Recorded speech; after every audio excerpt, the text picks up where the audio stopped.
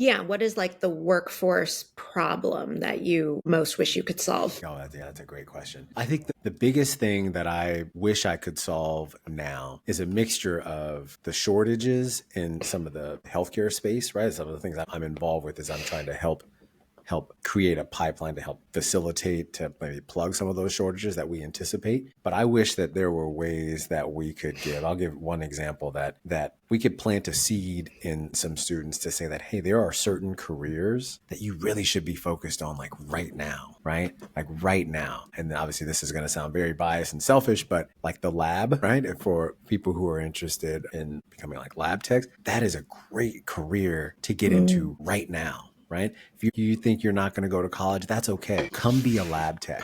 Come be a medical assistant. Come do that, because one of our premises is that once you get into, especially a system like ours, which is very huge, once you get into the system, the world is really your oyster. So biggest challenge for me is getting young people to really truthfully understand the vast opportunities that exist in healthcare, right? People want to, and granted, yes, doctors and nurses, clearly that's a thing in healthcare. But when folks are like, oh, I'm interested in tech, or I'm interested in finance, or I'm interested in logistics or supply chain, you can do that here, right? You could do that at a place, like an organization that I work at. And so the challenge for me, I would say, and probably a lot of others in my space, is how do we plant that seed now in like the high school, middle schoolers, to say, hey, you can come and do this here. And there is so much opportunity for you. So that's, and then truthfully, that's some of the things that I'm working on currently. But it's about how do we shift that mindset. And there were a couple of programs that I'm leading and continue to lead, where you actually saw